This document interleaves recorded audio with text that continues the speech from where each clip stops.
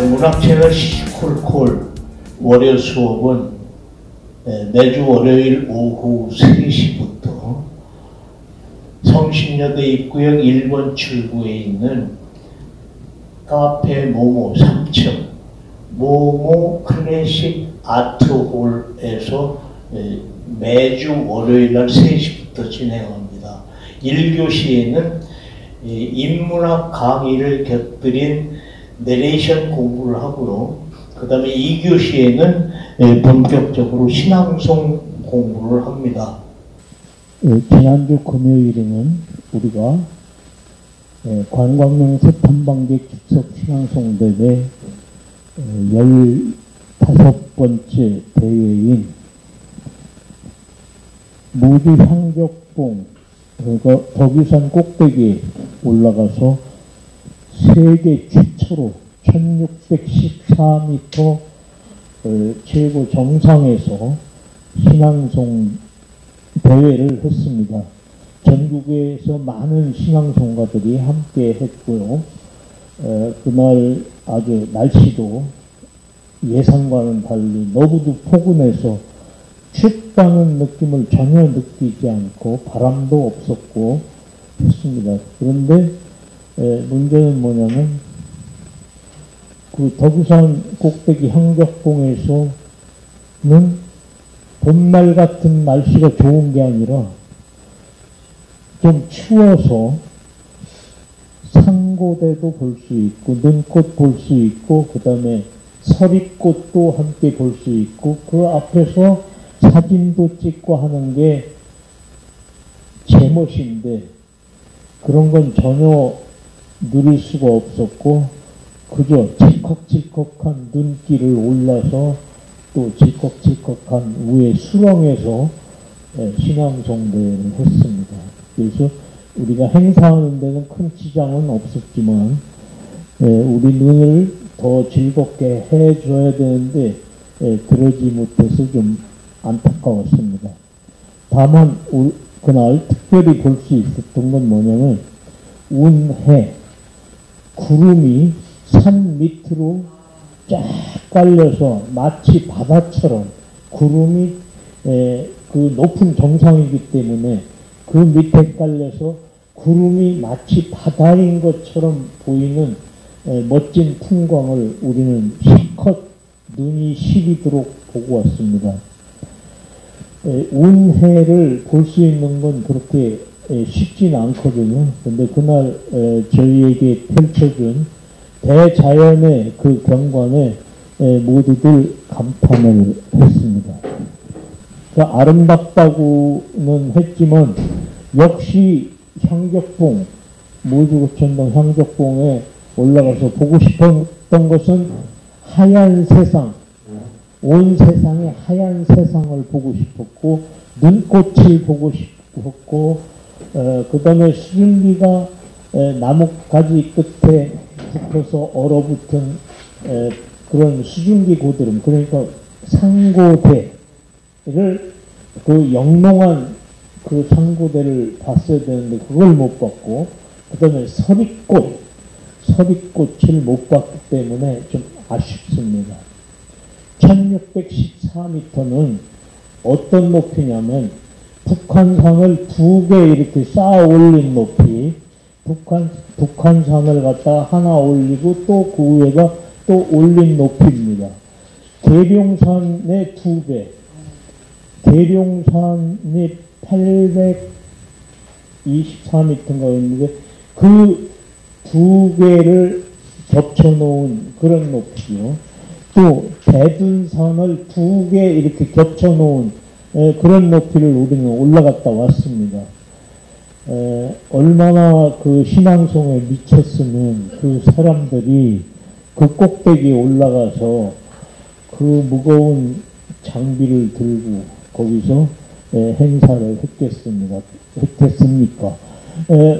그러고 보면 거기 다녀온 사람은 모두가 대단한 뿌듯함을 느꼈습니다. 정작 상고대나 서리꽃이나 눈꽃은 보지 못했지만 하얀 세상 위에서 넓게 펼쳐진 구름바다, 운해 위에 하늘에 떠서 거기서 신앙송을 했습니다. 다들 만족해하고 즐거워했던 그런 하루였습니다.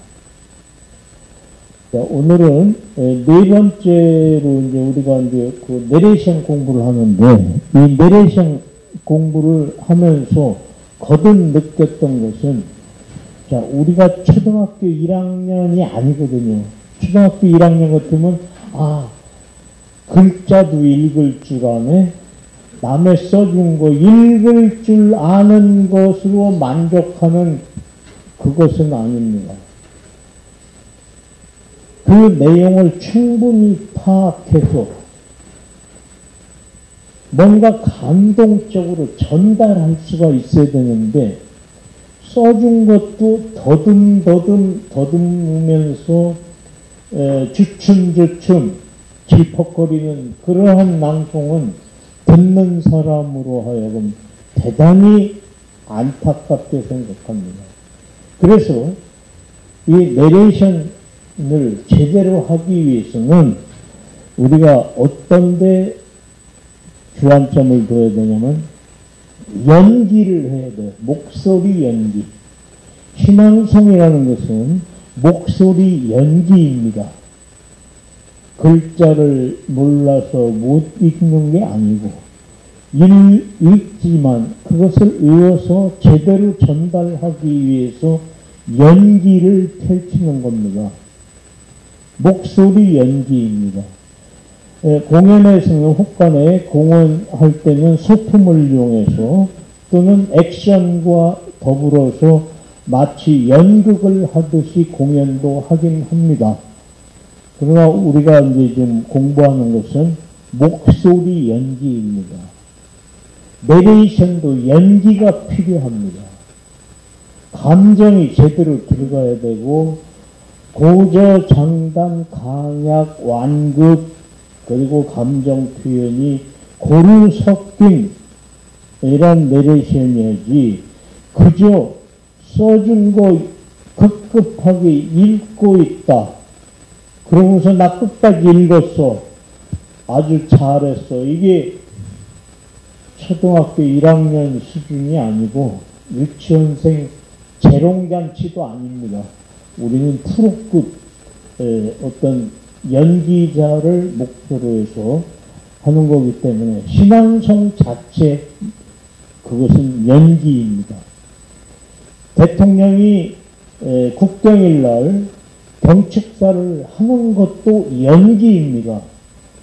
이미 쓰여져 있는 대본에 의해서 프롬프트를 보고 한 글자 안 틀리게 감정을 섞어서 연설을 하는 겁니다.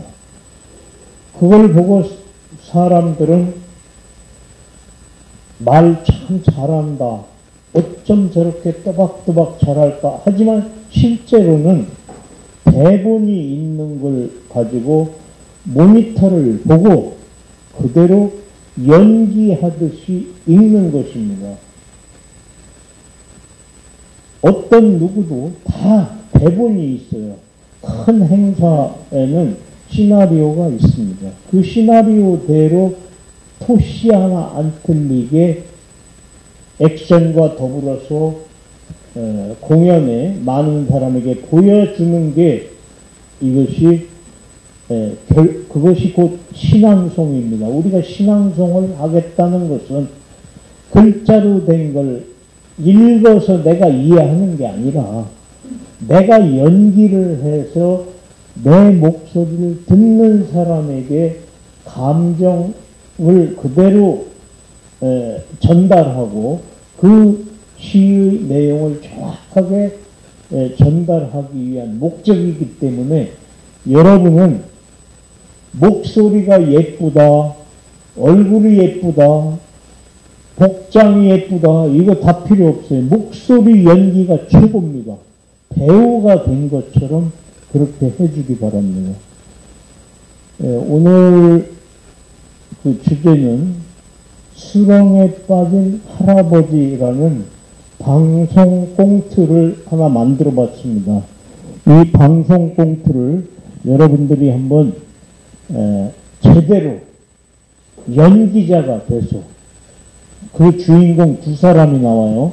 이 두 사람의 목소리를 자기 목소리로 변형을 시켜서 그것은 설정이 의사가 남자일 수도 있고 여자일 수도 있습니다.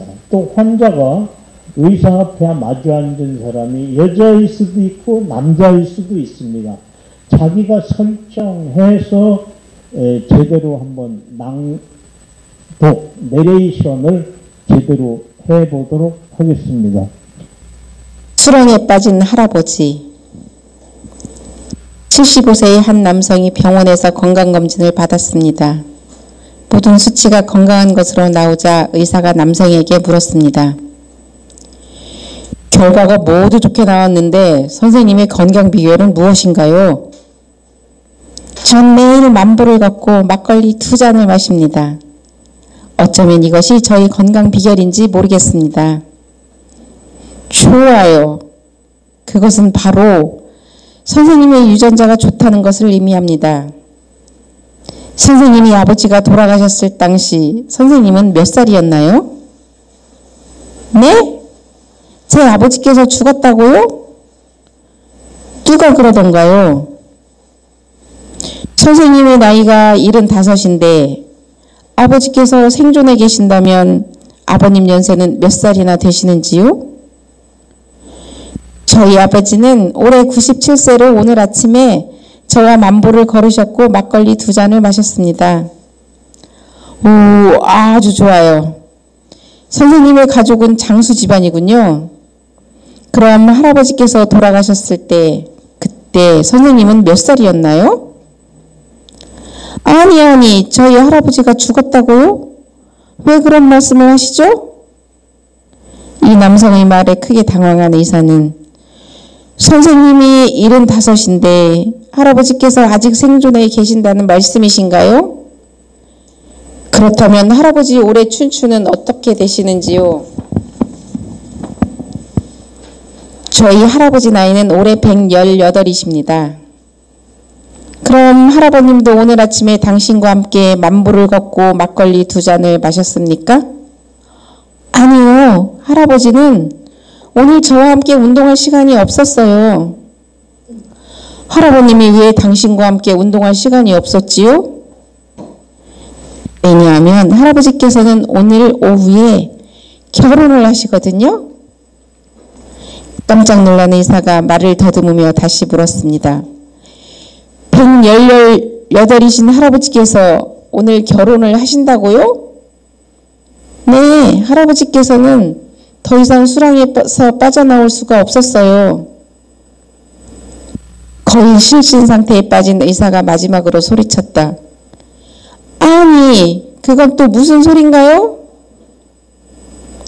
간병인이 임신을 했어요. 이후 의사는 매일 만보를 걷고 있으며 막걸리 2잔씩을 마신다고 합니다. 문학채널 신앙송, 오늘의 방송 꽁트는 수렁에 빠진 할아버지였습니다. 수렁에 빠진 할아버지. 75세의 한 남성이 병원에서 건강검진을 받았습니다. 모든 수치가 건강한 것으로 나오자 의사가 남성에게 물었습니다. 결과가 모두 좋게 나오는데 선생님의 건강 비결은 무엇인가요? 전 매일 만보를 걷고 막걸리 2잔을 마십니다. 어쩌면 이것이 저의 건강 비결인지도 모르겠습니다. 좋아요. 그것은 바로 선생님의 유전자가 좋다는 것을 의미합니다. 선생님의 아버지가 돌아가셨을 당시 선생님은 몇 살이었나요? 네, 제 아버지가 죽었다고요? 누가 그러던가요? 선생님의 나이가 75인데 아버지께서 생존해 계신다면 아버님 연세는 몇 살이나 되시는지요? 저희 아버지는 올해 79세로 오늘 아침에 저와 만보를 걸으셨고 막걸리 2잔을 마셨습니다. 아주 좋습니다. 선생님의 가족은 장수 집안이군요. 그럼 할아버지께서 돌아가셨을 때는 그때 선생님은 몇 살이었나요? 아니, 저희 할아버지가 죽었다고요? 왜 그런 말씀을 하세요? 이 남성의 말에 크게 당황한 의사는 선생님이 75인데 할아버지께서 아직도 생존해 계신다는 말씀이신가요? 그렇다면 할아버님은 올해 춘추는 어떻게 되는데요? 저희 할아버지는 나이는 올해 188살입니다. 그럼 할아버님도 오늘 아침에 당신과 함께 만보를 걷고 막걸리를 2잔 마셨습니까? 아니요. 할아버지는 오늘 저와 함께 운동할 시간이 없었어요. 할아버님이 왜 당신과 함께 운동할 시간이 없었지요? 왜냐하면 할아버지께서는 오늘 오후에 결혼을 하시거든요. 깜짝 놀란 의사가 말을 더듬으며 다시 물었습니다. 118이신 할아버님께서 오늘 결혼을 하신다고요? 네. 할아버지께서는 더 이상 수렁에 빠져나올 수가 없었어요. 거의 실신 상태에 빠진 의사가 마지막으로 소리쳤다. 아니, 그건 또 무슨 소린가요? 간병원이 임신했어요. 이후 의사는 매일 만보를 걷고 있으며 막걸리 2잔씩을 마신다고 합니다. 문화채널 신앙송 오늘의 방송 꽁트는 수렁에 빠진 할아버지였습니다. 수렁에 빠진 할아버지. 75세의 한 남성이 병원에서 건강검진을 받았습니다. 모든 수치가 건강한 것으로 나오자 의사가 남성에게 물었습니다. 결과가 모두 좋게 나오는데 선생님의 건강 비결은 무엇인가요? 전 매일 만보를 걷고 막걸리 2잔을 마십니다. 어쩌면 이것이 저의 건강 비결인지도 모르겠습니다. 좋아요. 그것은 바로 선생님의 유전자가 좋다는 것을 의미합니다. 선생님의 아버지가 돌아가셨을 당시 선생님은 몇 살이었나요? 네? 제 아버지가 죽었다고요? 누가 그러던가요? 선생님의 나이가 75인데 아버지께서 생전에 계신다면 아버님 연세는 몇 살이나 되시는지요?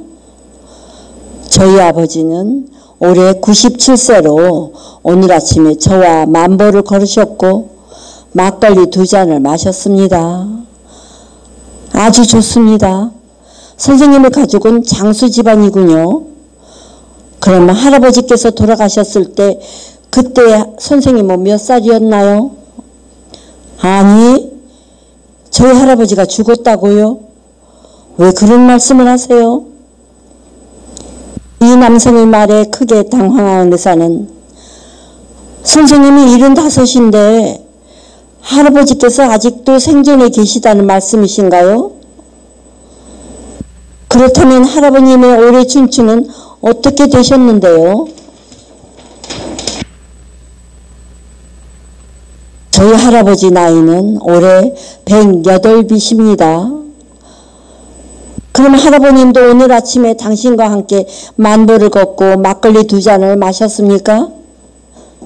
아니요. 할아버지는 오늘 저와 함께 운동할 시간이 없었어요. 할아버님은 왜 당신과 함께 운동할 시간이 없었죠? 왜냐하면 할아버지께서는 오늘 오후에 결혼을 하시거든요. 깜짝 놀란 의사가 말을 더듬으며 다시 물었습니다. 118이신 할아버님께서 오늘 결혼을 하신다고요? 네. 할아버지께서는 더 이상 수렁에서 빠져나올 수가 없었어요. 거의 실신 상태에 빠진 의사가 마지막으로 소리쳤다. 아니, 그건 또 무슨 소린가요? 간병인이 임신을 했어요. 이후 의사는 매일 만보를 걷고 있으며 막걸리 2잔씩을 마신다고 합니다. 문학채널 신앙송. 오늘의 방송 꽁트는 수렁에 빠진 할아버지였습니다. 자, 우리가 지금 신앙송을 이제 주 목적으로 하는 거예요. 그리고 이 내레이션을 부수적으로 하는 겁니다. 왜 부수적으로 하느냐? 신앙송을 잘하기 위해서는 연기력이 있어야 돼요. 대한민국에서 신앙송 잘하는 사람들 과거의 이력을 더듬어 보면은 그 사람들 잘하는 사람들의 그 전에 했던 거는 동화 구연가였거나 또는 연극 배우였거나 이런 사람들이 지금 신앙송을 잘하는 사람으로 분류가 되고 있고 그 사람들이 지도를 합니다.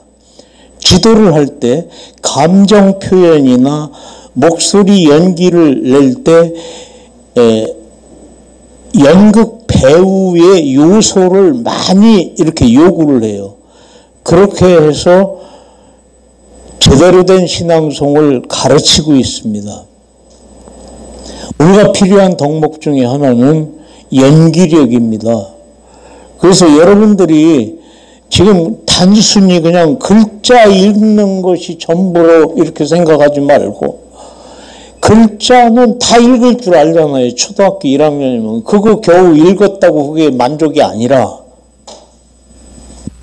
좀 여러분이 노력하고 뭔가 하는 그런 모습을 보여야 되는데 노력을 안 해요. 보면은 그냥 시간 지나고 내 순서 왔으니까 나 했어 이게 아니라 자 우리가 지금 신앙송이든지 내레이션이든지 방송 프로그램을 진행한다든지 어떠한 경우도 요즘에는 힘이 들어가지 않는 내추럴입니다. 자연주의. 보는 사람, 듣는 사람이 실제인 것처럼 깜짝 속아 넘어가게 해야 되는 거예요. 나는 지금 남이 시키고 어떤 연출가에 의해서 요구대로 나는 지금 연기를 하고 있어. 이게 눈치채이면 안 되는 거예요. 자연스럽게 해야 됩니다. 그러기 위해서는 호흡이 중요해요. 호흡. 처음에 시작할 때 제목부터 수렁에 빠진 할아버지라고 제목부터 얘기하고서 맨 끝에 였습니다. 까지 할 때까지 1초도 0.1초도 더듬거나 또는 더 빨리 이어붙이거나 이러면 안 돼요. 적당한 간격이 분명히 있습니다. 그 호흡의 간격을 맞춰줘야 돼요. 시간 없으니까 빨리빨리 할 거예요. 이거 아닙니다. 75세의 한 남성이 하고 여기는 쉬어줘야 돼요. 75세의 한 남성이 병원에서 이거 아닙니다. 75세의 한 남성이 주어 다음에는 띄어라 이거예요. 75세의 한 남성이 병원에서 언제 누가 무엇을 어떻게 왜 라는 육하원칙에 해당되는 것을 잘라라 하고 그렇게 누누이 얘기했음에도 불구하고 75세의 한 남성이 병원에서 이거 엉터리입니다. 남성이 하고 주어 다음에는 띄우고 쉬어야 돼요. 누가에 해당되는 거잖아요. 누가. 어디에서, 병원에서 무엇을? 건강검진을 받았습니다. 라고 이렇게 띄워줘야 돼요. 75세의 한 남성이 누가에 해당되기 때문에 그걸 묶었고, 병원에서, 이건 어디에서 해당되기 때문에 그걸 묶었고, 건강검진을 받았습니다. 여기 어떻게 했다라는 그런 내용이기 때문에 누가 언제 누가 어디서 무엇을 어떻게 왜 라는 육하 원칙에 해당되는 부분을 잘라라 이거예요. 거기에 슬러시를 쳐라 하는데 여러분 지킨 사람 한 사람도 없어요. 이거 100번도 더 얘기했어. 100번도 더 얘기했는데 그냥 읽는데 급급한 그런 걸 하면 여러분이 노력 부족이다 이런 얘기예요. 모든 수치가 건강한 것으로 나오자 의사가 남성에게 물었습니다. 이렇게 자연스럽게 이렇게 해줘야 되는데 그냥 붙여야 될 때를 떼고 떼야 될 때를 붙여가면서 더듬적거리며 읽는 그것이 무척 답답하게 느꼈습니다. 그래서 처음 시작부터 끝까지 어디서 띄고 어디서 사이를 두고 얼만큼 쉬고 하는 것이 여러분의 설계가 되어야 돼요. 머릿속에 이미 이 대본에 표시가 돼 있어야 된단 말이에요. 시작하기 전에 10분간 그거 하라고 그랬더니 딴 잡담하고 핸드폰 보고 그러다가 정작 지금까지도 지금 그걸 안 했잖아요, 여러분은. 그래서 잊고 띄고 쉬고 이것을 적당하게 자연스럽게 할 줄 알아야 됩니다. 그러니까 호흡의 간격 이게 중요해요. 어디를 띄우냐 언제 누가 무엇을 어떻게 육가 원칙에 해당되는 부분만 잘라주면 돼요. 그러면서 자연스럽게 힘주지 말고 억지 부리지 말고 해주면 되는 거예요. 이게 표준 발음에서는 한 사람은 제대로 했고 두 사람은 엉터리인데 118비라고 이렇게 발음하면 엉터리입니다. 118이십니다. 118 비읍 받침은 신경 안 써도 돼요. 118 리을 받침 하나로 어떤 경우든지 닷소리 두 개를 한꺼번에 발음할 수는 없어요. 둘 중에 하나를 선택해서 발음해야 됩니다. 118 하면은 리을 받침만 소리 내면 돼요. 비읍에게 미안할 필요가 없어요. 비읍을 발음을 할 때는 딱 한 가지입니다. 리을 비읍 받침이 있을 때 비읍을 꼭 발음해야 되는 경우는 발로 밟다, 밟고, 발로 밟다 이 경우에만 비읍 받침을 내주면 되고 나머지는 전부 리을만 발음하면 됩니다. 그런데 두 개를 다 발음하려고 애쓰는데 그거는 표준 발음 기초교육이 안 돼 있는 사람이에요. 이 이야기는 수도 없이 얘기했어요. 100번도 더 했어. 그랬는데 여러분 안 지켜요. 그냥 118비시고요. 이렇게 발음하는데 이거 엉터리입니다. 이거. 우리 신앙생활하는 사람 표준 발음 제대로 해야 되는데 창피하게 아직도 3년째, 4년째 계속 그렇게 발음하면 무슨 교육이 필요하겠어요. 그 수도 없이 얘기한 걸 갖다가 또 어기고 제대로 좀 해주기 바랍니다.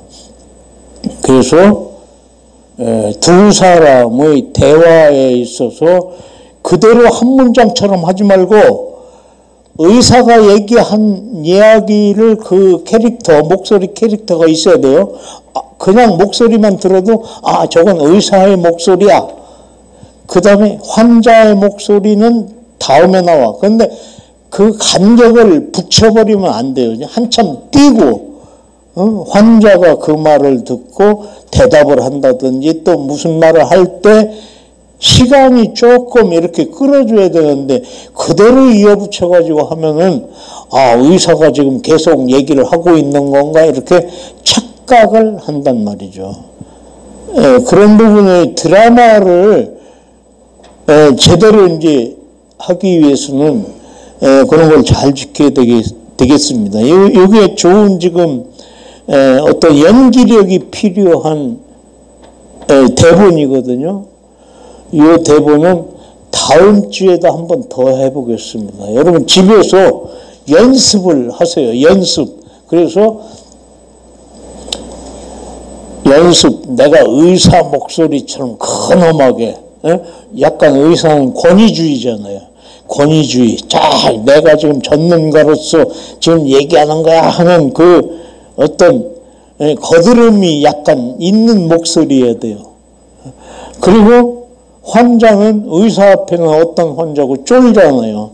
쫄아서 목소리도 좀 작게 조금 좀 수줍고 이렇게 해서 그러나 여기서 번뜩번뜩 나오는 꽁트이기 때문에 깜짝깜짝 놀라는 어떤 상황 터닝 포인트가 있습니다. 그때 깜짝 놀라네 하고 이렇게 좀 과장을 해서 얘기를 넣냐. 그렇게 좀 해줘야 돼. 아니요. 할아버지는 오늘 저와 함께 할 시간이 없었어요. 이렇게 이제 리얼하게 해줘야 돼. 아니요. 할아버지는 오늘 저와 함께 이렇게 하면 이게 초등학교 1학년이란 말이에요.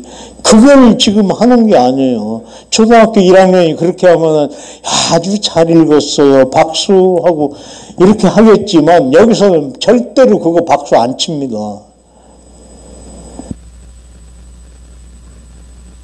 저희 할아버지 나이는 올해 118이십니다. 118. 자, 리을 비읍 받침에 대한 표준 발음 또다시 강조합니다. 여덜. 비읍한테 미안해하지 말아라. 지금 전옥희님하고 임수빈님 그렇게 발음하셨는데 절대로 그거 안 됩니다. 문학 채널 창피해요. 어디 가서 그거 하면은 문학 채널이 기초도 제대로 안 가르쳤구만. 저런 사람이 3년간 문학 채널에서 신앙송 공부했어?